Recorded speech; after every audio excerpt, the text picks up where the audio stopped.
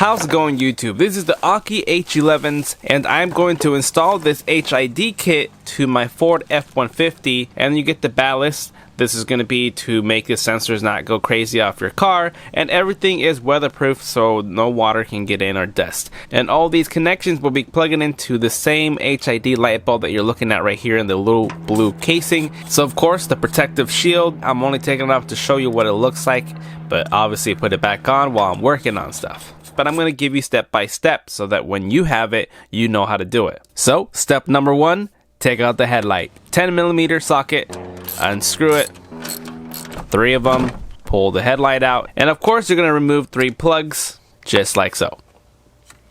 Step 2, open the back of the assembly of the headlight. So since I'm working with an aftermarket headlight, it's a little bit different than the stock one. You're going to have to unscrew the cap to get inside of it so you can take out the clips and the old light bulb. And as you can see, these have 2 prongs on the side, and the same blue and black one on the harness will be what replaces the light bulb.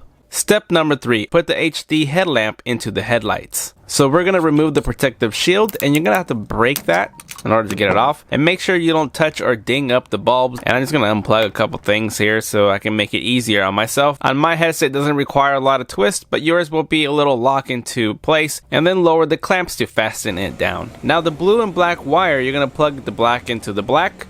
Very self-explanatory. And then you're going to do the blue into the blue. Step number 4, drill a hole in the middle of the back cap, or cut it, just like I'm doing because mine's rubber, but you will most likely have a plastic cap to drill into. You can still cut it with certain different tools, but just pull the cables through, just the ones that are attached to the bulb, and bring it through with a grommet. I made the hole extra small so that it's a tight fit. Place it so that it keeps it nice and sealed so water doesn't go inside. Step number 5, the installation diagram, a power supply diagram of what it looks like when you're plugging everything together. And this cable that I'm shaking around is the original one that came with the assembly. That's going to connect back into your truck. And the 2 new yellow wires sticking out from the grommet that I just installed will be plugging into the orange connections from the ballast. It's very simple. As you can see, it's separated, and then you got 1 more left, which is the bigger yellow one, and that will connect straight to the other side of the ballast. 1 plug. It'll make all sense once you're doing it. Trust me, it's not that complicated at all. Step number 6, connect the ballast wiring harness to the wiring harness of the bulb. So again, this wire is the one that connects right to the body of the truck where it used to be. Back to the front, you can see the ballast just hanging there. What I'm going to do here is just test the bulb.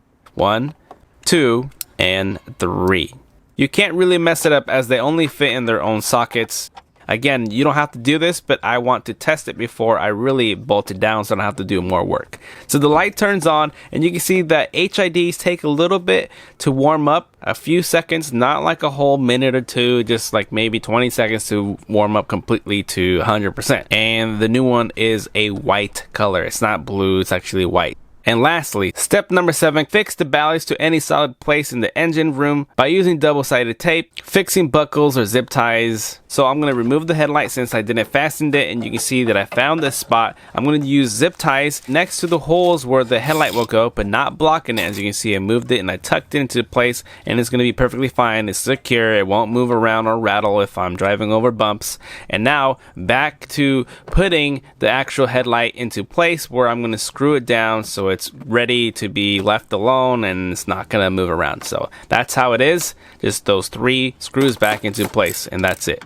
Now do the same thing to the left side. It's the same exact process as the right side. I just didn't record it because it made everything quicker for me to install. And as you can see, it takes a little while for the bulb to turn back on, around 20 seconds to fully charge. And here is another example. So when you turn on the headlights, they kind of flash a little bit and they dim back down, but they warm back up into like a 20-second. I'm telling you, it takes around 20 to 30 seconds for it to fully, be at its 100%.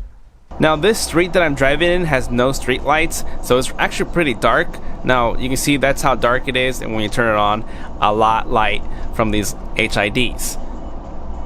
I'm just gonna let that car pass, and you can see how dark it gets and then how bright. Can't really drive at night with lights off, but again, the opposite way, you can see the high beams, just a little bit there, and then off, and then back on. So definitely way better. I wish I had more videos from the last headlights, but they were just not even close to this. Just take my word for that. Now I'm at the park and you can see no lights, light on, that's normal. Again, pretty good coverage, and this is a cell phone take, so this is what it looks like with my cell phone, the headlight, and then I'm going to do the high beams. The high beam right back at the house. You can see the cell phone picture taken. That is that. Now I'm facing the park. There's the video, and there's a picture from my cell phone, and then a video with the high beams, and then a picture with the high beams, and then I turn it off with the video, and then off with the picture.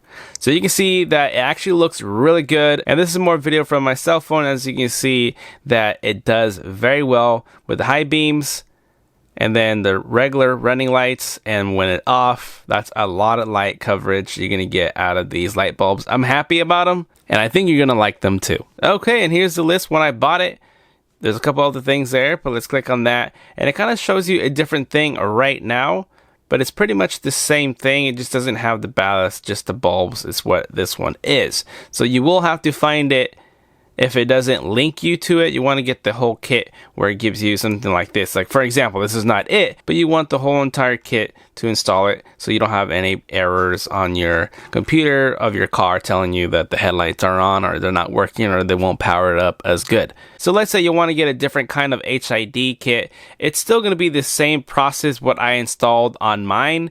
If you want to get new HIDs, it's the same similar setup. This is just a different brand. You don't have to worry about this brand. What you need to know that all the other ones like LED kits most likely will have the same kind of setup what I showed you. Some of them don't even need ballast to work with, but if you need to, you already know my video will help you install them into any other car, not just Fords. They're pretty much the same setup as what I showed you. As you may know, most likely everyone's going to search for their own car brand, but it's pretty much the same process as I was saying. I got another video on this grill install and even the headlights. Lots of little upgrades I'm doing to my Ford F-150. So if you want to check them out, be sure to subscribe. And as always, if you want one for yourself, you already know what to do. Find it in the description down below. Thank you for watching, and I will see you guys next time.